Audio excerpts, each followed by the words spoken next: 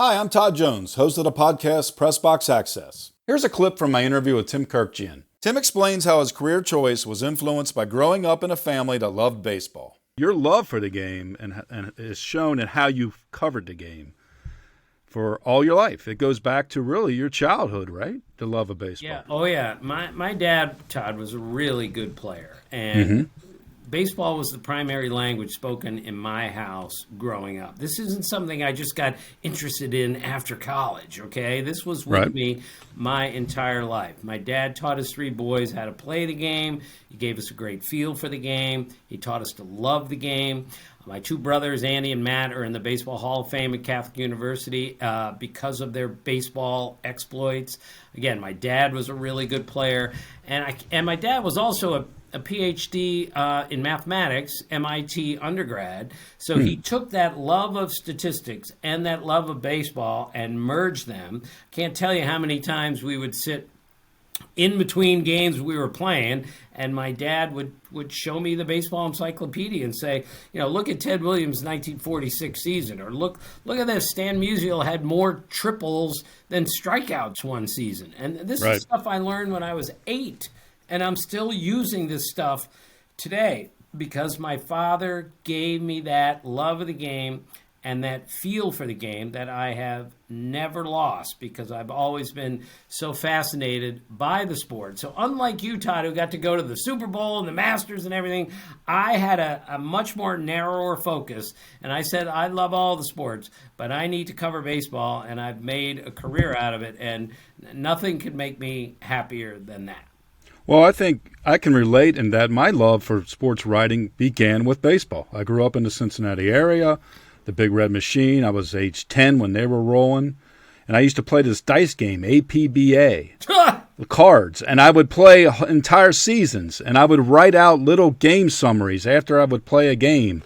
And I think that's where my love for sports writing began, with baseball. It's got to start there, right? Oh, Todd, nobody played more APBA than I did growing up. In fact, my mother, God bless her, the greatest mom ever, used to say to her boys once in a while, I'm going to burn that game, because that was the only thing we did when we weren't actually watching a game on TV or playing the game. We played APBA. I could tell you 1,000 stories. I merged that into Strat-O-Matic, which I played for years and years. Again, all by myself, Todd, just like you, up in my bedroom. My friends are out in high school drinking beer and chasing after girls, and I'm playing a game by myself in my bedroom. I'm announcing it softly, out loud, and routinely. I would do what you did. I would write a little recap of the game, and it was really important to me. But me, dopey me, I thought, well, I must be the only sports writer that did this. As it turns out, you and dozens of other baseball writers that I've met did this, but it was really encouraging when I found out that Keith Hernandez once told me, I played Strat-O-Matic all the time when I was in high school, and he told me I got drafted to go play pro ball, he said. And when I'm packing my suitcase to go play pro ball, I packed my Strat-O-Matic. And he said his father came to him and said, Keith, you're a professional baseball player. You're not taking that game with you. And he said, but Dad, I'm halfway through the 1970 season. So it was so encouraging to see that others did this. In fact, I covered a game in Minneapolis once with John Miller, Hall of Fame broadcaster, was the play-by-play of the game that night. I was the beat guy covering the Orioles, and John was the play-by-play guy. So I accidentally left something in the press box, my notebook or something. He called me to say, I have your notebook. Come on upstairs and get it. When I go up to his room, it's like midnight. He has just called a major league game, and he's up there playing Strat-O-Matic by himself. He loves the Blue Jays teams, and he would say, I'd love to put Dwayne Ward in the 8th and Tom Hankey in the 9th. And I was just so struck. Here's a guy who's on his way to the Hall of Fame, is still playing Strat-O-Matic after calling a major league game. So I love those games with all my heart, and every once in a while, Todd, I will run into an old-time player, and I will think, I know exactly what his 1970 APBA card looks like. He has no idea, but I know what he did in 70 because that guy had a 22-6, and that was impressive. A 7 was a single, a 14 was a walk, a 13 was a strikeout. We could go on and on about APBA. On and on. One of my all-time favorite things when I was a kid. Well, that nugget of information is one of the things that make you a legendary reporter on baseball, because you have always been able to find these little tidbits of information, tiny details, and unearth them and then appreciate them and get us to understand and appreciate them. And this is really something I think, my understanding is that it began in the late 80s with you and your good friend Jayson Stark, another Hall of Fame baseball writer. You guys would basically do weekly notes, and you had these phone calls, right? Like on Fridays, you would call each other digging up information. And this is before the internet, before Baseball Reference even. Yeah, and we were looking up stuff on our own. There was no Elias Sports Bureau to call every 5 minutes like I do sometimes now if I need something looked up from 1899. Jayson is somebody that really taught me how to look for things and where to look for things. Now, I had this natural curiosity, as I said, Todd, when I was 5 years old. All sorts of strange things happened when I was a teenager, and I would say, look, how can this happen in a major league game? I want to know the last time this happened.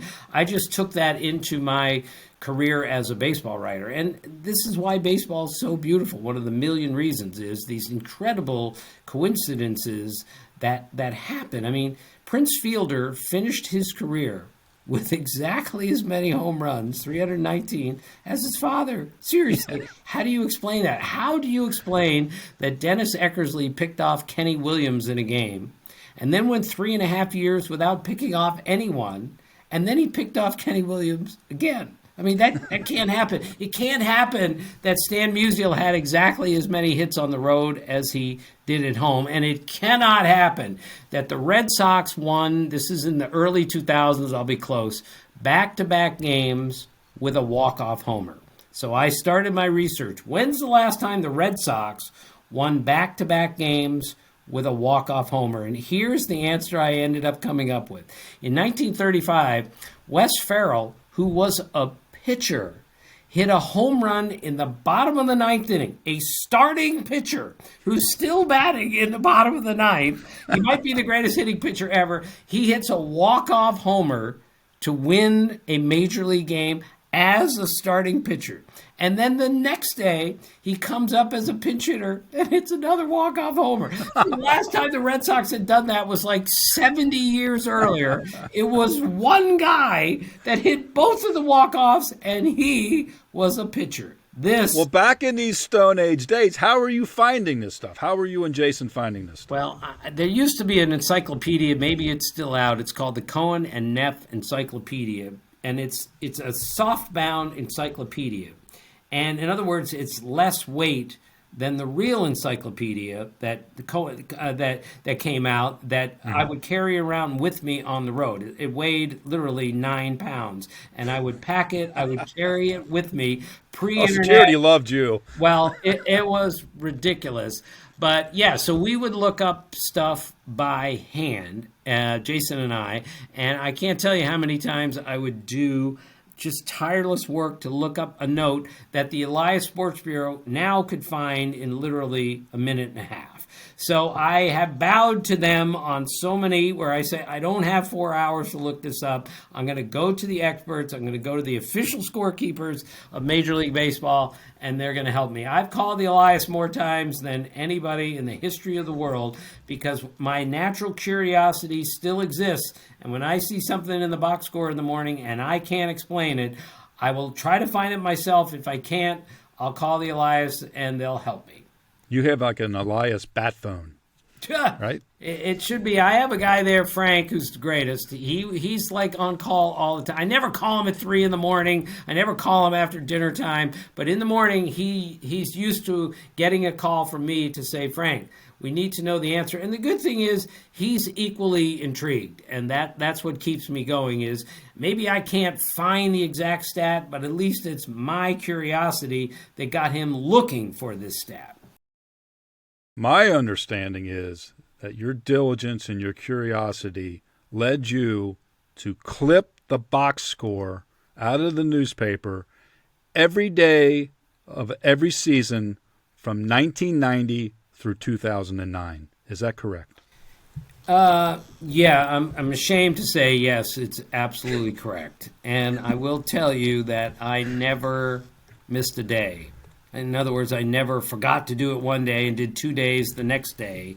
Every day, without missing a day, for 20 years, which I think we can all agree is way more impressive than any streak by Cal Ripken Jr. So I did this, Todd, because I became a national baseball writer in 1990 at Sports Illustrated. I'm no longer the beat guy, and I only have to truly worry about the Orioles statistics. I got to know everyone. So by cutting out every box score every day, when I would take a trip from D.C., my home, to San Diego, and I'm going to see the Padres, and I haven't seen them in a month and a half, I can look at every box score that they played. Now I know kind of how they're using their bullpen. I know what they're doing in the platoon and right field. It was absolutely imperative for me to do that. I took it, of course, way too far. I estimated that I wasted 35 days of my life in the time it took me to get the box scores, cut them out, tape them in my notebook like I was 8 years old. And one night, this is so pathetic. You're going to hang up when you hear this. 11:45 at night, I have forgotten to do my day-by-day book, my box score book, and I am in absolute horror that this has happened. I jump out of bed. My wife looks at me like, I know where you're going. I go into my office, clip out my box scores, tape them in the book, go back to bed, and she looks at me like, how could I have married such an unfathomable geek? That's what it was like when I cut out all the box scores. And I only quit because, as you know, Todd, the newspaper industry was dying at that point. I could only get 5 box scores, maybe 6 in my East Coast newspaper, and it took me way too much time running down the ones from the next day's paper.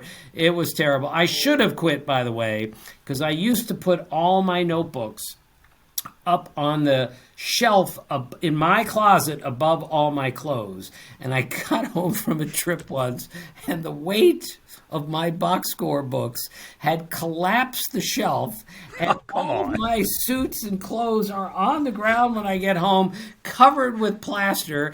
It's hard to find a 38 short on the rack, by the way. And here are all my clothes on the ground, covered with plaster, with Wade Boggs's, 3 for 5 and every other box score strewn among them. That should have been a reminder that I have to stop doing this. But 2 years later, I finally stopped, and I don't want to be corny about this. When I didn't have my box score with me, that first year, occasionally I'd look around and I really missed it. And you missed it. Do you still have those books? I have some of them. Again, I'm not going to collapse another closet here in my office, but I have several of them. But now that I have the internet, I can go back and check, that game that the Orioles played on October 1st, 1987, and I can find it quicker than it would take basically going through all my box score books and looking at a hard copy. Well, Jayson has said that they're like the Dead Sea Scrolls of baseball. Well, it's okay. Todd, it worked for me, and we all know on the beat, and when you're covering baseball, whatever works for you, you stay with it.